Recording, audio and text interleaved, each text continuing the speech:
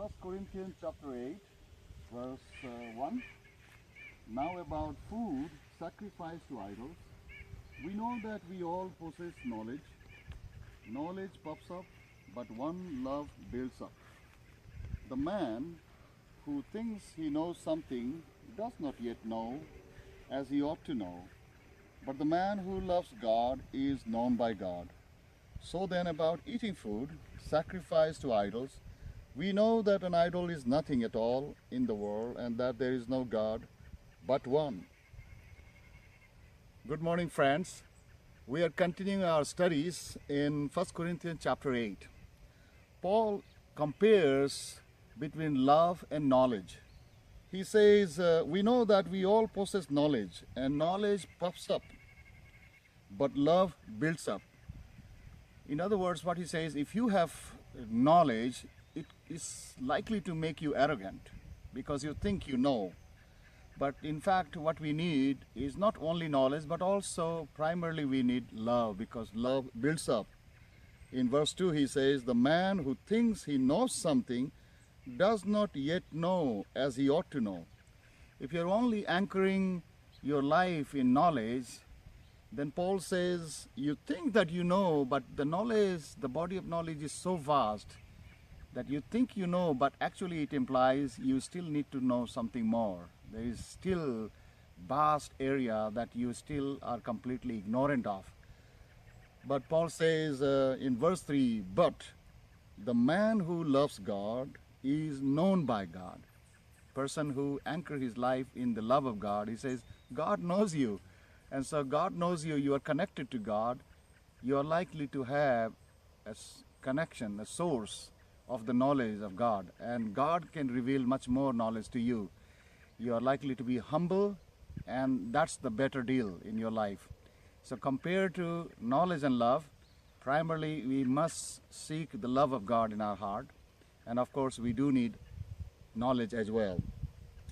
Then he goes on to talk about food sacrificed to idol. Remember, as I told you, Paul was living in a context where there are many other religions and people worship gods and goddesses.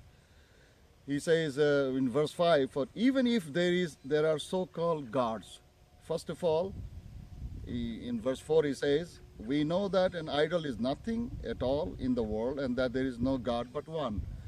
We all believe that there is only one God. On the other hand, but there are people who believe that there are gods and goddesses. You know, gods with a small letter, not capital letter, Paul goes on to explain.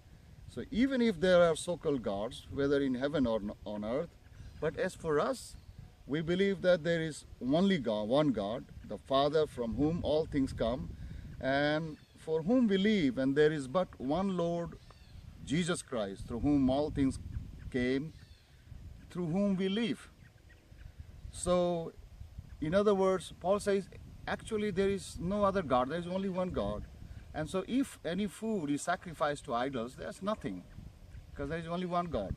So you and I have freedom to eat any kinds of food, because the ultimate powerful God, the Creator God, we already know, and that's the actual power that exists. Other powers doesn't exist. That is immaterial. However, he says, be careful. In verse 9, he says, be careful, however, that the exercise of your freedom does not become a stumbling block to the weak.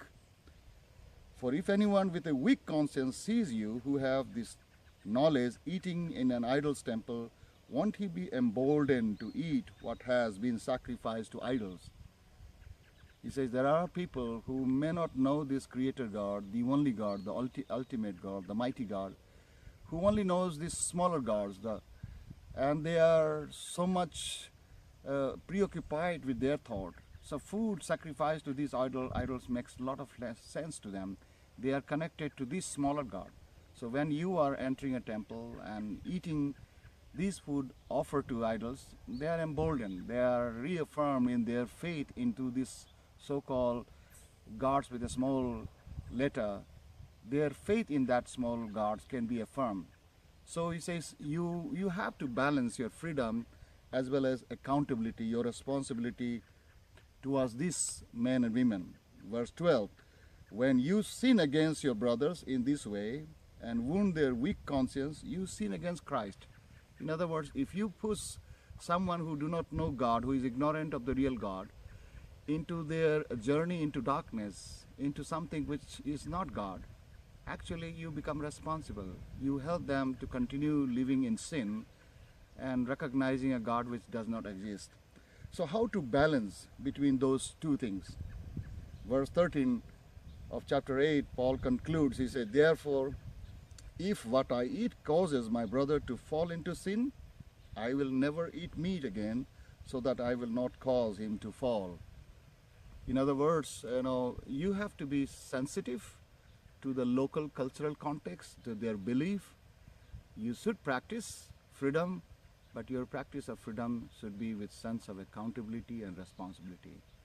May God help us as we live in a pluralistic society.